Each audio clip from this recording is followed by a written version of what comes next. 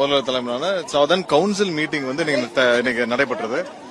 அதுல வந்து இன்னைக்கு சதர்ன் ஸ்டேட்ல உள்ள மாநிலங்கள்ல எல்லா முதல்வரும் கலந்து கொண்டாங்க.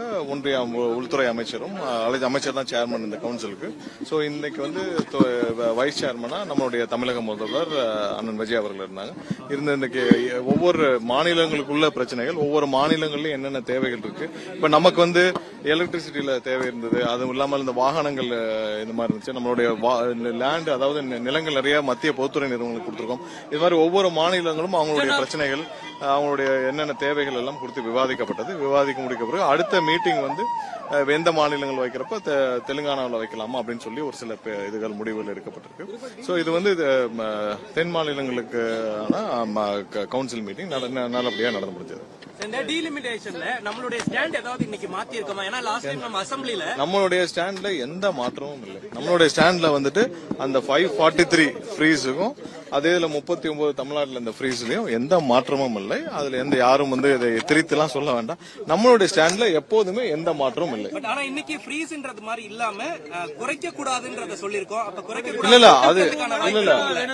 இல்ல அதுல என்னன்னா நமக்கு நம்மளுடைய இது தானே 543 இருக்கணும். அதே பாதிப்பு இல்ல 39 ஃப்ரீஸ். இதுல வந்து எந்த மாற்றமும் இல்லை. சோ அதை நோக்கி தான் நம்மளுடைய எப்பயும் நம்மளுடைய ஸ்டாண்ட்ல என்ன சொன்னோமோ அதை நோக்கி தான் நம்மளுடைய இல்ல காவேரி விவகாரம் ஒண்ணு வந்து என்னன்னா ஏற்கனவே உச்சநீதிமன்றத்தில் இருக்கிற விவகாரம். உச்சநீதிமன்ற கண்காணிப்புல இன்னைக்கு காவலி மேலாண்மை ஆணையம் வந்து மானிட்டர் பண்ணி ஏதாவது இஷ்யூனா நம்ம வந்து உச்சநீதிமன்றம் நிறைய முறையீடுகள் பண்ணிருக்கோம். அதனால அது குறித்து இந்த கவுன்சில் விவாதிக்கிறது சரியா இருக்கு. அதனால அது குறித்து எந்த விவாதமும் இதில் நடைபெறவில்லை.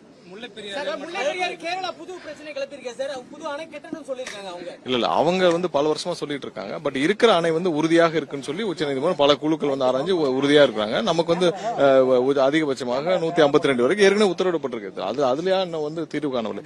இருக்கிற அணை வந்து மிகவும் உறுதியாக இருக்குன்னு சொல்லி பல ஆய்வுகள் செய்யப்பட்டு உறுதியாக அது வந்து இறுதி செய்யப்பட்டிருக்கு. அவர்களுடைய எண்ணமாகவா இருக்கலாம். பட் இருக்கிற அணை மிகவும் உறுதியாக இருக்கின்றதா எந்த மாற்று கருத்துல. காவிரி விவாதத்தில் அது இங்க விவாதிக்க முடியாது. ஏன்னா அது ஆல்ரெடி உச்சநீதிமன்றத்தில் இருக்கனால் அது குறித்து இங்க விவாதிக்க முடியாது. அது குறித்து எந்த விவாதம் நம்ம முதலமைச்சர் சந்தித்து பேசியிருக்காரா? இந்த காவிரி நீரை கொடுக்கணும் அது மாதிரி கேட்டிருக்காரா? இல்ல இந்த கவுன்சில்ல காவிரி நீரை பத்தி நம்ம இந்த மாதிரியான கவுன்சில்ல அதிகாரப்பூர்வமா பேச முடியாது. ஏன்னா அது உச்சநீதிமன்றத்தில் இருக்கிற வழக்குல இருக்கிறது. அதனால அது குறித்து இங்க எங்கேயுமே பேச முடியாது. நன்றி. இல்ல டீலிமிட்டேஷன்ல நம்மளுடைய நிலைப்பாடு ஏற்கனவே அதே தான் நிலைப்பாடு. அதுல எந்த மாற்றம் இல்ல. நம்மளுடைய நிலைப்பாடுகள் அனைத்தும் சேர்ந்து எல்லா வேறு சில முதல்வர்களும் அதை வந்து வலியுறுத்தினாங்க. கண்டிப்பா நம்மளுடைய நிலைப்பாட்டுல அந்த 543 ஃப்ரீஸ் 39 வந்து நமக்கு இதுல எந்த மாற்றம் தேவையில்லை. அதே மாதிரி தான் கேரி அவுட் பண்ணணும். இதுல எந்த விதமான டீலிமிட்டேஷன் இப்ப வந்து சரியா இருக்கிறது. அதே தான் வந்து நமக்கும் தேவை. பெரும்பாலும் ஏன்னா இது தென் மாநிலங்களுக்கு தான் அதிகமா பாதிப்பு ஏற்படுத்தும். இந்த விஷயம் வந்து அதிகமா பாதிக்கப்படுறது தென் மாநிலங்கள் தான். அதனால நம்மளுடைய நிலைப்பாடுலாம் பெரும்பாலான மாநிலங்கள் இருந்தாங்க. அதுல எந்த மாற்று கருத்து இருக்கக்கூடாதுன்னு கண்டிப்பாக அதை இல்ல அவர் நம்மளுடைய கருத்துக்களை தெரிவிச்சு விட்டோம்.